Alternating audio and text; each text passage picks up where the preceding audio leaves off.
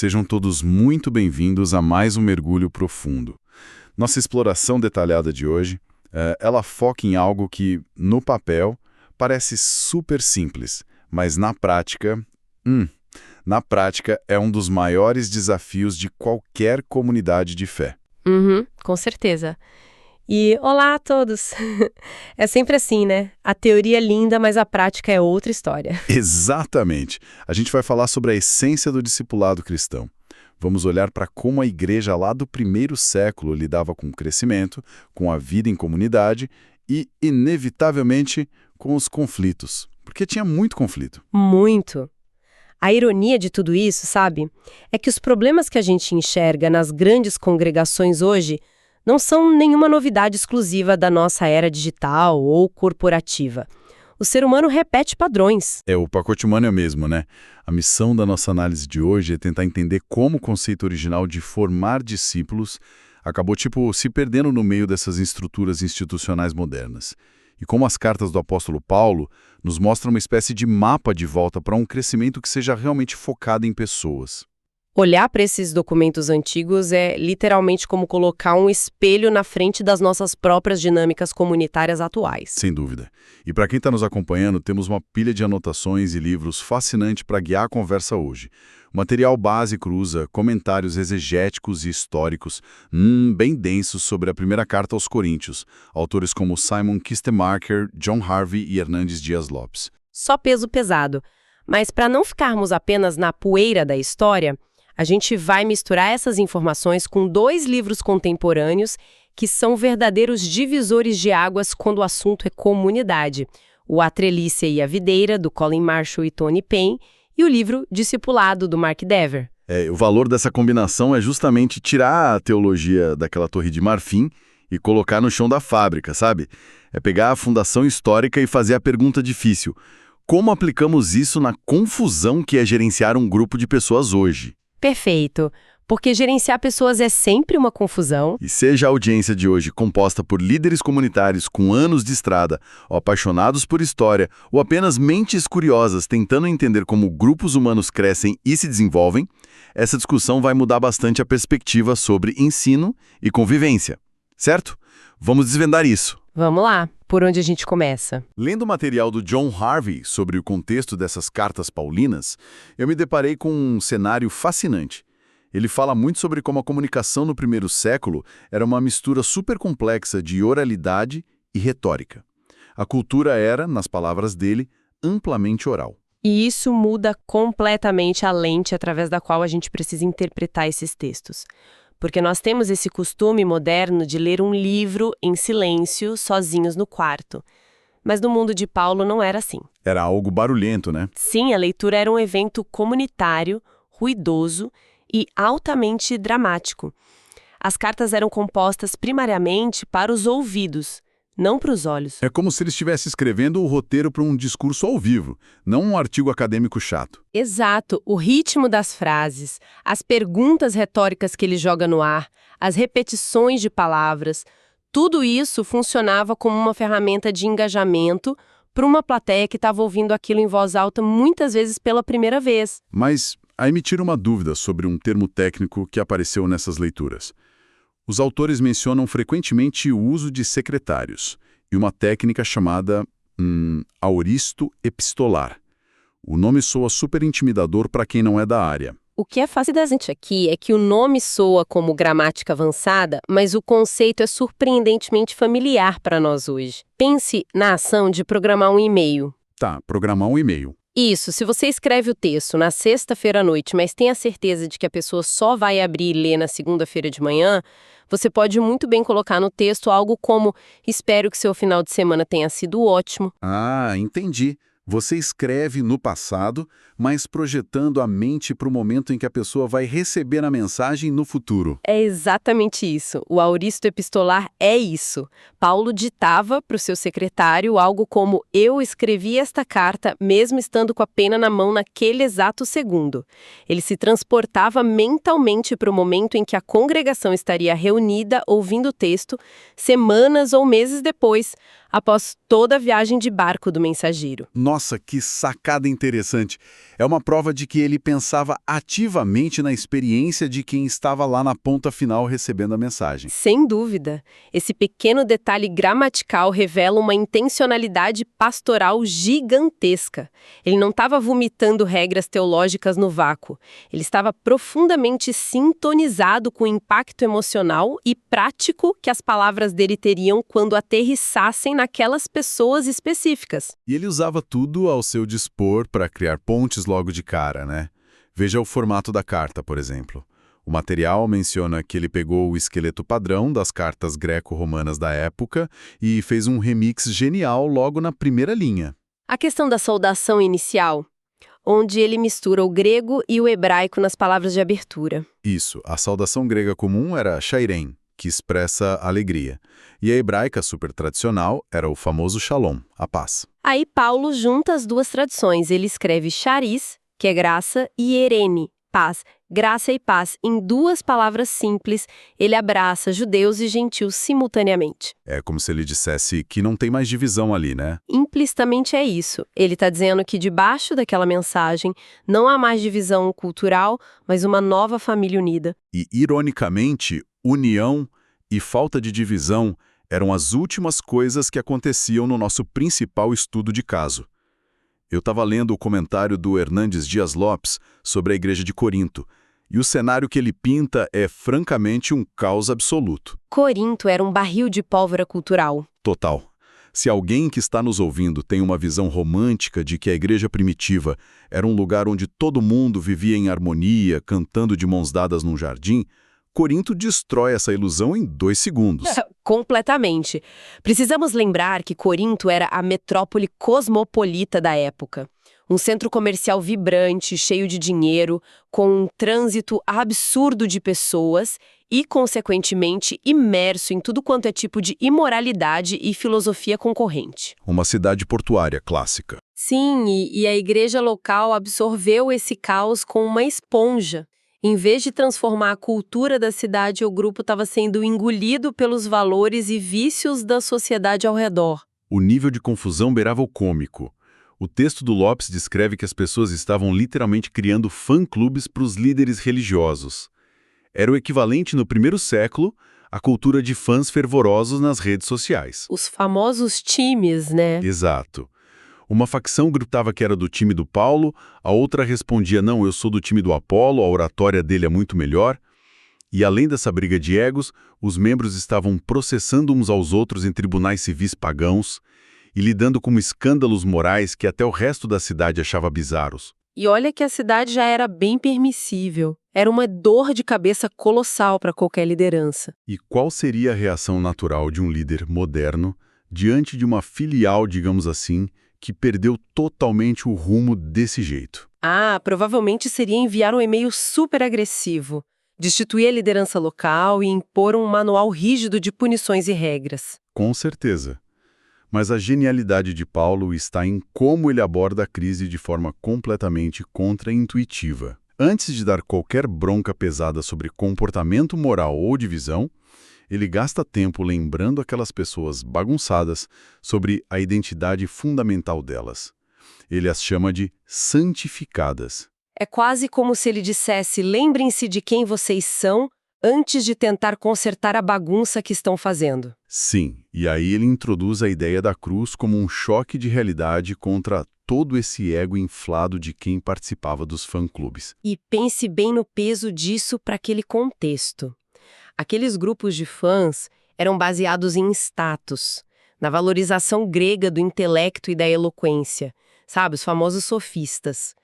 Paulo corta essa arrogância pela raiz, apresentando a mensagem de um Cristo crucificado. Que para eles era uma loucura total. Para o mundo antigo greco-romano, adorar alguém que foi executado como um criminoso do Estado numa cruz era o auge do ridículo. Era sinônimo da fraqueza mais extrema possível. Mas Paulo usa exatamente isso para virar o jogo, não é? Sim, ele argumenta que essa loucura aparente desmonta qualquer tentativa humana de se achar superior. Se a salvação vem por meio de uma execução humilhante que iguala a todos, Não sobra espaço para ninguém se gabar de quem tem o discurso mais intelectual no domingo de manhã. E falando sobre domingo de manhã e sobre quem tem o melhor desempenho no palco, aqui é que a coisa fica realmente interessante. Quando a gente chega no famoso capítulo 13 de 1 Coríntios. Ah, o capítulo 13. O terror dos exegetas quando vão em casamentos. Exatamente. É o texto supremo dos casamentos ocidentais. A gente vai a uma cerimônia, tem flores, música suave tocando, e alguém lê com aquela voz mansa. O amor é paciente, o amor é bondoso, é lindo.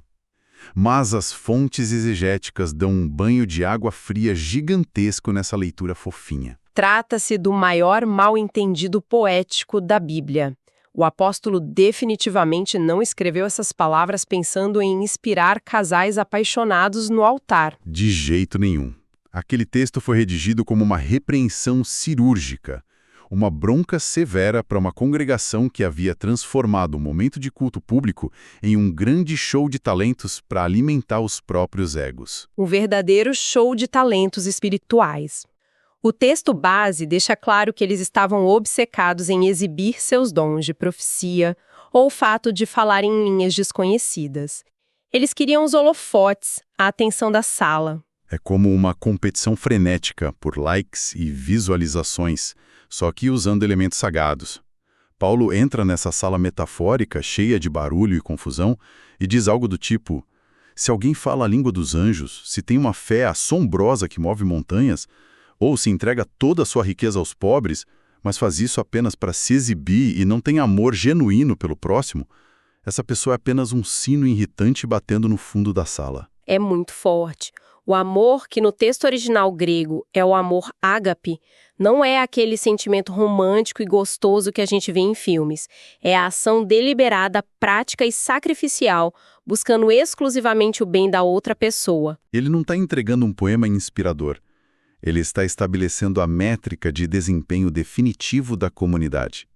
É como se a mensagem fosse: o sucesso não é medido pelo volume do espetáculo religioso, mas pelo cuidado real e mútuo nos bastidores. E a grande ironia do argumento de Paulo é que os dons que os coríntios tanto valorizavam e usavam para medir o próprio sucesso tinham prazo de validade. Como assim prazo de validade? Ele argumenta no texto que o conhecimento humano, as profecias e o falar em línguas um dia vão cessar, pois são apenas ferramentas temporárias para construir a casa. O amor ágape, porém, é eterno. É a linguagem final. E quando uma comunidade perde o foco nessa essência do cuidado e passa a priorizar o espetáculo, ela entra num processo de autodestruição muito sutil. E essa transição perigosa da essência relacional para a busca por espetáculo e performance é algo que continua assombrando a gente até hoje. É aí que as obras contemporâneas de Marshall e Payne trazem o assunto direto para o nosso colo. O livro A Treliça e a Videira. Isso. Eles propõem uma analogia muito visual para explicar por que tantas comunidades hoje parecem estagnadas na fé, apesar de estarem com a agenda lotada de atividades e eventos. A metáfora é simples. A treliça é toda a estrutura. São os programas, a manutenção do prédio, os comitês, a equipe técnica, as planilhas financeiras. A armação de madeira, basicamente. Exato. Já a videira é o organismo vivo que cresce nessa armação. São as pessoas reais, os corações sendo transformados e crescendo em maturidade. E o problema central que eles diagnosticam, que é amplamente comprovado por dados de congregações ao redor do mundo todo, é a tendência magnética que qualquer organização possui para o institucionalismo. O fato nu e cru é que cuidar de pessoas dá trabalho. É algo complexo, demorado, bagunçado, e os resultados quase nunca cabem num gráfico de metas no fim do trimestre. Não tem como colocar a transformação do caráter de alguém numa planilha do Excel. Pois é, cuidar de treliças, por outro lado, é totalmente gerenciável. É muito mais simples reformar a fachada do prédio, organizar um congresso gigante com luzes de LED ou criar uma nova reunião de diretoria, do que sentar com um indivíduo que está enfrentando uma crise no casamento e caminhar junto com ele por 18 meses. É mais reconfortante gerenciar projetos do que lidar com almas. E tem um estudo de caso muito revelador que eu li nas anotações sobre a mega igreja Willow Creek, nos Estados Unidos, que ilustra isso de forma perfeita. É impressionante. Esse caso é um clássico moderno sobre o assunto. Sim. Durante décadas, eles foram o padrão ouro de crescimento no modelo corporativo. Tinham a treliça mais brilhante e bem construída imaginável. A música tinha qualidade de show internacional, o estacionamento fluía melhor que o de grandes shoppings de luxo e eles atraíam milhares de pessoas todos os fins de semana. O sucesso parecia inegável, mas a história muda de figura quando eles decidem avaliar a saúde da videira, não é? O que ocorreu lá foi um verdadeiro choque de realidade organizacional. Eles conduziram uma pesquisa profunda e super criteriosa com os próprios frequentadores, esperando, obviamente, confirmar que toda aquela engrenagem espetacular estava produzindo cristãos profundos e independentes. E o que a pesquisa mostrou? O resultado apontou exatamente o oposto. A descoberta foi que a máquina era excelente em atrair multidões e engajá-las em atividades dentro do prédio, mas falhava miseravelmente em produzir discípulos maduros. Caramba! Muitas pessoas que frequentavam e consumiam aqueles programas de excelência há anos ainda dependiam exclusivamente do show de domingo para se alimentarem espiritualmente. Elas não sabiam estudar os textos sozinhas e não estavam reproduzindo a fé em suas vidas cotidianas. A treliça era colossal, maravilhosa, mas a videira estava sufocada debaixo de todo aquele peso estrutural. Isso derruba aquele mito moderno de que ajuntamento de pessoas é sinônimo de desenvolvimento, né? Uma multidão não é necessariamente uma comunidade forte. De forma alguma. O livro, então, propõe uma mudança radical. Parar de medir o sucesso pelo orçamento, pelo tamanho da banda ou pelos eventos no calendário e focar pura e simplesmente no crescimento do caráter das pessoas. Os autores chegam a sugerir algo que faria muitos gestores suarem frio. O desmanche dos programas. Sim. Encerrar e abandonar programas estruturais que só drenam energia para que as pessoas tenham as noites livres na agenda para sentar umas com as outras e construir relacionamentos discipuladores. É uma inversão total. Se conectarmos isso com a visão geral histórica de Corinto que a gente explorou, percebemos que o formato institucional contemporâneo muitas vezes sequestra o sentido original de comunidade. As fontes não deixam margem para dúvidas. O propósito não é gerenciar eventos brilhantes, é treinar pessoas de forma profunda. E saindo da teoria institucional, como esse treinamento deveria acontecer no dia a dia?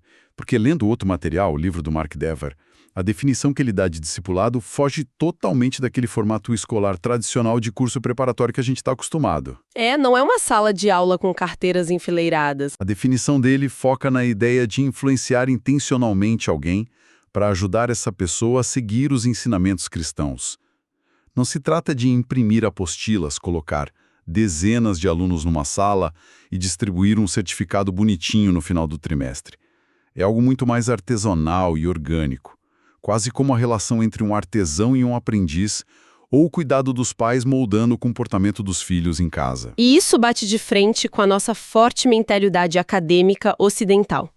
A gente foi condicionado a pensar que transferir dados teológicos para a mente de alguém é a mesma coisa que formar discípulos.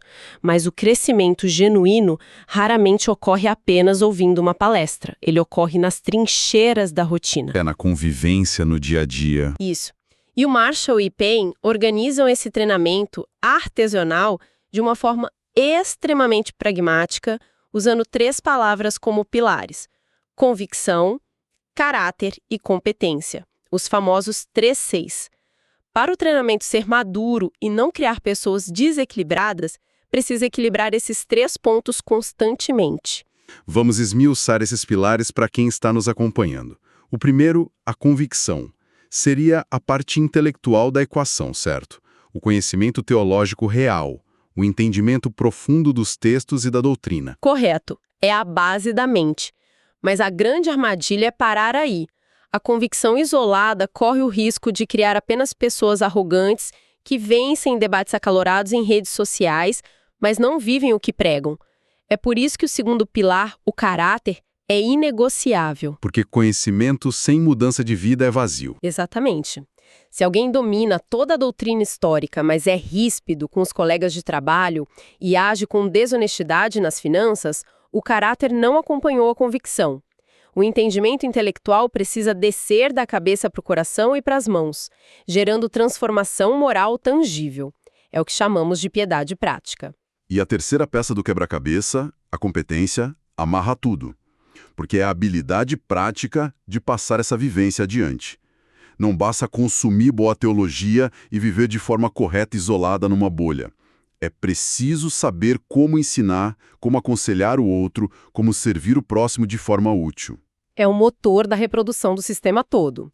E notar isso nos força a uma reavaliação crítica muito desconfortável sobre o papel da liderança formal e da própria congregação nos dias de hoje. Desconfortável por quê? Porque o modelo predominante hoje enxerga o líder ou o pastor como uma espécie de prestador de serviços terceirizado. É verdade.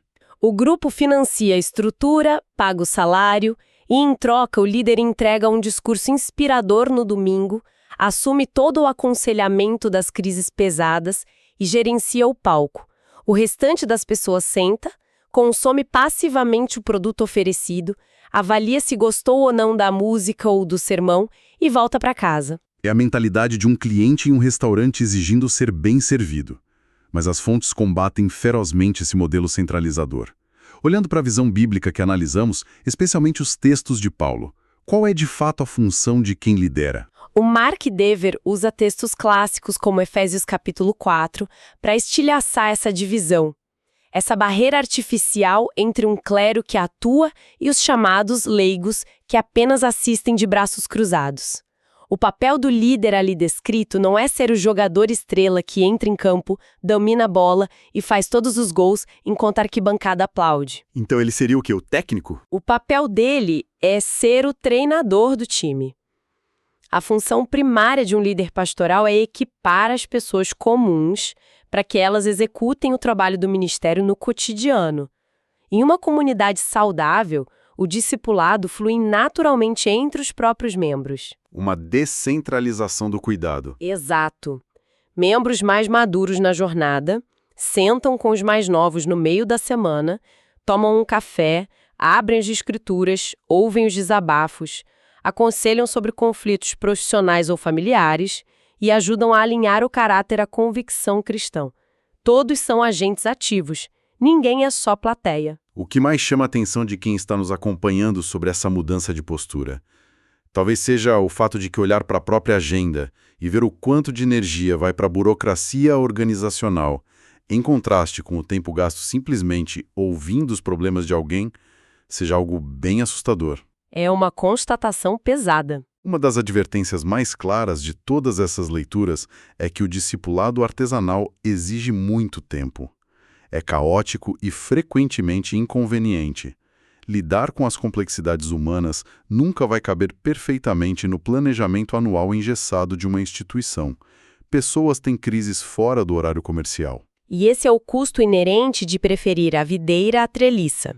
Relacionamentos verdadeiros ignoram o horário de expediente, exigem sacrifício pessoal e definitivamente não geram estatísticas fáceis para os relatórios de fim de ano que os comitês tanto amam.